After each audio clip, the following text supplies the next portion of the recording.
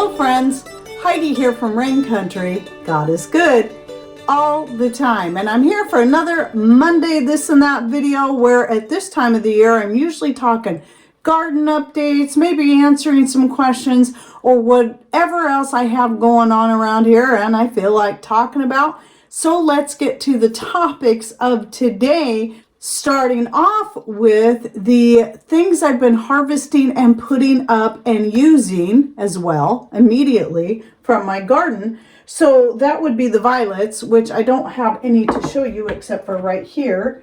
Some that I'm getting ready to dehydrate along with some Camellia flower petals. I've got another tray of the Camellia flowers here. So the violets don't take up a whole lot of room because they're really tiny, but I've also been using as many as I can right away to make tea, to make some vinegar. As you can see, I got started right here. And then here's a little video clip of what it looked like the day right after I started it. It's mostly dandelion and violets. I put quite a few violets in there, along with a couple of Camellia flowers, just because, well, I've got a lot of Camellia flowers blooming right now. So the sad thing about using the Camellia flowers is the plant looks so pretty covered with the flowers. However, you want to gather them and dehydrate them or use them right away because they don't really last long.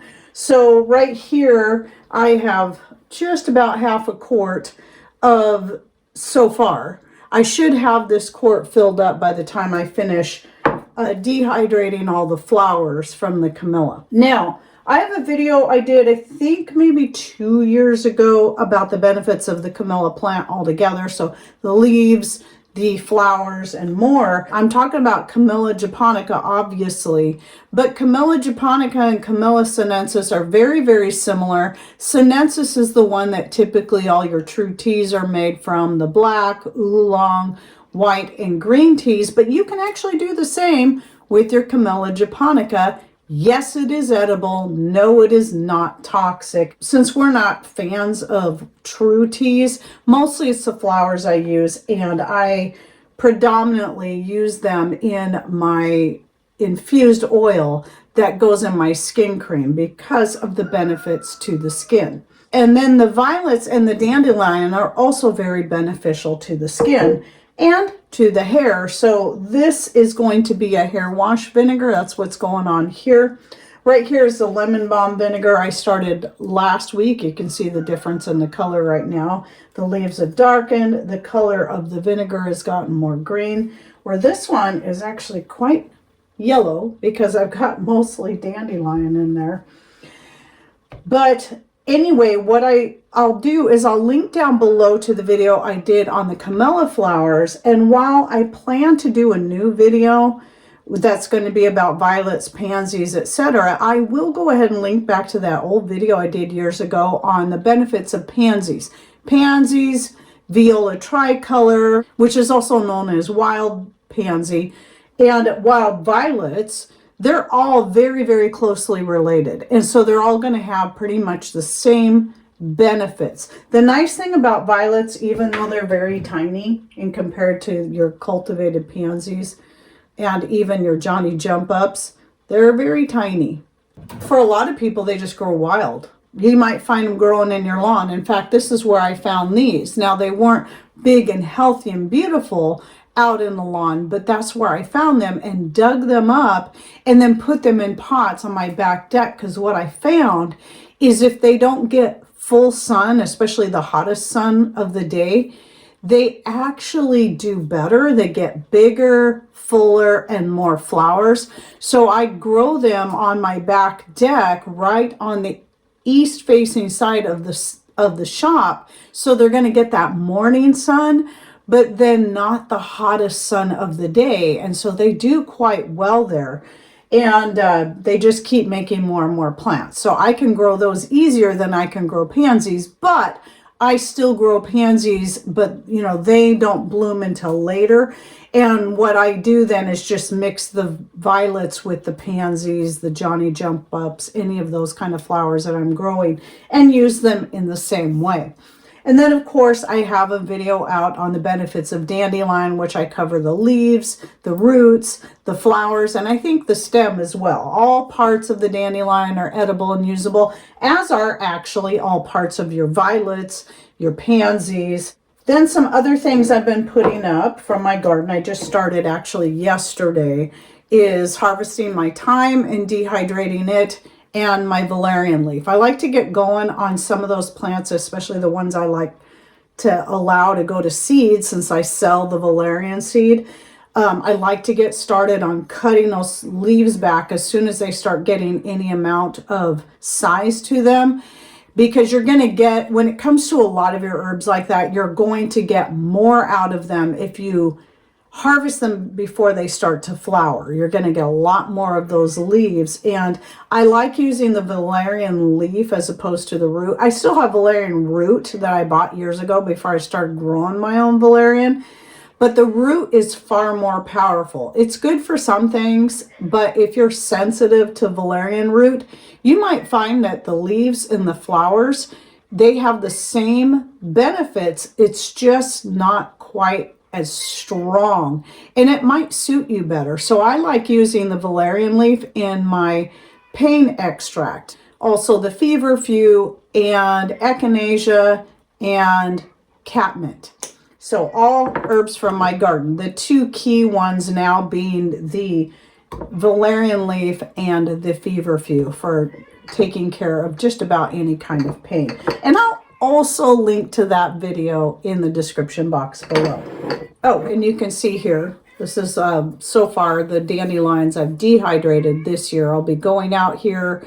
I like to wait until they're all opened up and then collecting a bunch more. So the bummer about the dandelions is that I have to wait until later in the day to collect them, because they close up every night and I want them fully opened before I pick them and then dehydrate them. But you can see how beautiful these look. Nothing has gone to seed. Oh, and that was the other thing about the Camellia. I'll show you this too. So look at the difference in color from the flower. And then once it's been dehydrated, it takes on a deeper color. I love putting up Camellia. So it's been an exciting year since I didn't do any harvesting last year, except for what I was using immediately in food. Oh, and by the way, I did finally harvest some lovage leaves, because my lovage is taken off, and use them in a dinner for the first time, and it was great. So if you haven't tried lovage yet, it is a perennial that comes back every year, and it gets very, very big. It is very closely related to celery, but it has higher nutrient content, especially quercetin. And I'll be doing a standalone video on that here soon. But it's a very strong celery flavor. So think celery, but much stronger than that. So I love to go out and just pick some leaves every so often and just chew on them. But my lovage plants got about 8 feet tall last year, at least once they started flowering. So it'll be interesting to see what they do this year, because they're growing fast. Then another thing I do is every year, I do have my walking onions that I still have yet to harvest, because I'm just wanting them to kind of fill up the pots out, the boxes Patrick built out front. They're actually my carrot boxes, so I grow them together. But I can still harvest the greens off of them if I want. Right now I'm leaving a lot of them in the ground to just let them keep populating. But I do buy organic green onions from Misfits Market. And then what I'll do is I'll use up the onion right away. So this time I didn't have anything I wanted to use them in right away when my package came in. So I just dehydrated them next to the wood stove and then mixed them in with my red onions and white and yellow onions that I have in there.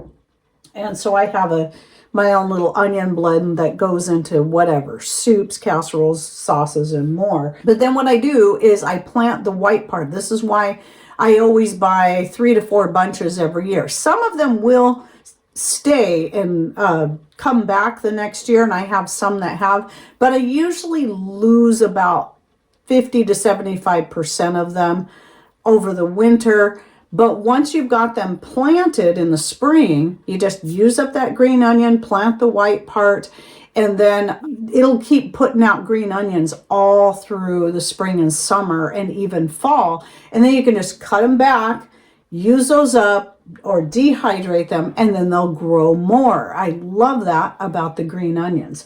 So I'll do that all through the season. A few other garden related things before I talk about a couple other topics unrelated to the garden is that I did get my snow peas planted in the ground. I got more potatoes in the ground. So we do have our first arch cattle panel area that we had put in years ago right next to the chicken coop. So I got my snow peas in the ground there, and then I put potatoes right in the very, very center.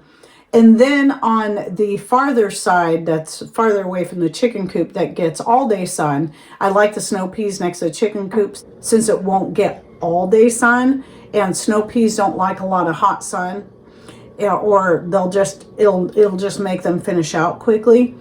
So that's why I put them there, and they'll stay cooler on that side. And then on the opposite side, I'll plant more beans, and I'll transplant a lot of the nasturtiums I've started in various places out there, and then they'll climb on that cattle panel, and it looks pretty cool. And see what else, moved my tomatoes into the greenhouse, got them repotted out there. So what I do is I move them from those little seed pots that I'd bought, little succulent pots, and it actually worked quite well. But because those pots are so shallow and my tomatoes grow really fast there, they love it. I know next year I'll probably start it a little bit later. But our greenhouse is better insulated now, so I'm not so concerned about it. But I then move them into pots on a shelf that are bigger, nice big pots. Then when they're ready to go in the ground, that's when I block the chickens off from going into the greenhouse, and then I'll plant my tomatoes directly in the ground so I can tie them up and get plenty of tomatoes. And then the peppers, the Chinese 5-color peppers, which I currently still in the house, I'll probably move them out in another week-ish. I'll spread the pepper plants through all of those larger pots, and they do best on the shelf in pots. Okay, so now let's talk about a few other topics. So back here you'll see I have another batch of wine going, and you would have seen my wine making video where I redid it. So instead of having 4 parts, I just put it all into one video to kind of shorten it up and make it a lot easier to follow. Anyway, somebody asked me under that video that they noticed I didn't say anything about yeast. Well, I actually did. They must have missed it. And so they were wondering why I didn't add yeast to it. Well, I did. I added my fermentation starter, which is the yeast that goes into the wine making, whether it be I'm making mead or I'm just making regular wine out of whatever I have on hand. The fermentation starter, I have never used store-bought yeast. Some people will use just bread yeast to do that. Some people will use a specified wine yeast. I've never done any of that. There's no need to buy that stuff when you can just make your own fermentation starter out of anything. I can use any of these dried or fresh, these herbs sitting here that I want. I wouldn't use onion because I wouldn't want that flavor going into my wine. But even if I did make one out of onion or garlic, fresh or dried, that would be something that would be great to start fermenting vegetables with, because that'd add a nice flavor to it, such as making kimchi, sauerkraut, and more. And no, you don't have to add fermentation starters to those. I just do it because it ensures that it's going to ferment in case, and I don't have to worry about my salt content so much, because too much salt when you're making these things, when you're doing the brine, if you end up with too much salt in the finish, when you go to jar it up, it can actually prevent it from fermenting, and you can end up with a slimy substance, and that has to just be thrown out. Ever since I started using my fermentation starter to make my kimchi, I have never had to throw a batch out. It always turns out great. So anyway, I love the fermentation starter because I can use it to ferment anything, even to make bread with. So if you'd like more information on that, and you're new, especially if you're new to my channel, I'll link to that video, my most recent and thorough one, in the description box down below on making and using the fermentation starter. And then another question that came in this past week was somebody was asking me on a video I did quite a few years ago where I was showing making flavored extracts.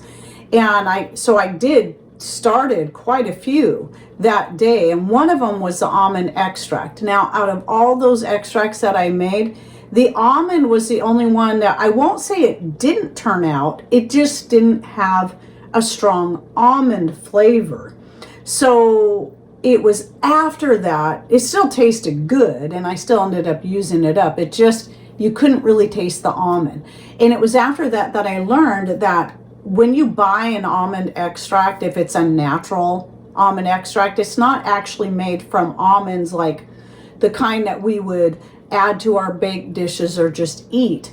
It's made from bitter almond or even apricot or peach kernels, because they're all very, very closely related, but those have a much stronger almond flavor to make a better tasting extract. And yes, it's perfectly safe when you're using it in small quantities like that. In fact, can actually be healthy for you.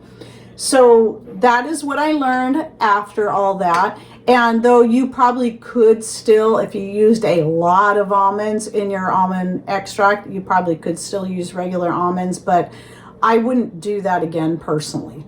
So I just wanted to answer that question for anyone who's curious, but I'll go ahead and link back to that old video because I show making orange, chocolate, what else? Raspberry, I don't know. I've made all kinds of different flavored extracts and most of them turn out quite good. Now, one more thing I wanted to mention, coming back to herbs and putting them up, is that a lot of people will mention whenever I'm talking about dehydrating herbs and either using my wood stove or using my electric dehydrators plugged into my solar power when we're getting lots of sun, depending on what's going on, a lot of people will say, well, I just hang my herbs to dry. Or people tell me, you can just hang your herbs to dry. Yes, I know this. Obviously, I've been doing this for quite a number of years. But the problem is when you live in an area where it's either very, very wet and rainy, or when it's not raining, it's very humid, hanging herbs to dry isn't always the best thing to do. And so for me, it's a lot better for me to use either my wood stove or my electric dehydrators when I can. So it's all going to depend on you and your area. If you live in a very humid area, hang drying your herbs may or may not work depending on where you're hanging them. So just some things to consider. I mean, people do it all the time. And I think I had somebody share with me who lives in a humid climate that found that when she put them in paper bags and then hung them up to dry, that actually helped quite a bit. She was able to get them to dry thoroughly. My other issue with hang drying is because I have a ton of herbs that I am drying all the time during the seasons from spring through fall, that I just would run out of space to hang them all. And especially if it's going to take several days for them to fully dry, that's just not worth it to me. I'm just going to run my electric dehydrators on the solar power, or if I have fires going, I'm going to use my wood stove. Oh, and one more thing is I get another question about comfrey seeds. I do not have comfrey seeds. I do not sell them because the comfrey I have, I don't know which of the two main varieties of sterile comfrey it is, because the plant was given to me many years ago, the original plant. And so my comfrey does not put out seed, and no, sorry, I do not sell and ship live starts. So anyway, if you're interested in finding some comfrey, I personally recommend looking for a sterile variety rather than getting seeds, and see if you can find starts for that. I know the Bocking 14 is one of them. I can't remember what the other one's called. It might be Bocking 12. I could be wrong. I know the Bocking 14 is the one that you hear talked about the most. So, you can look at your local nursery, or maybe even find some live plants online, like on Etsy or something like that. So anyway, that's it for my this and that for the week. I hope you enjoyed it. If you have any thoughts, ideas you'd like to share, please put them in comments down below, or even just say hi. Remember, those comments help get us boosted in the algorithms. And thanks for watching. Take care, and God bless.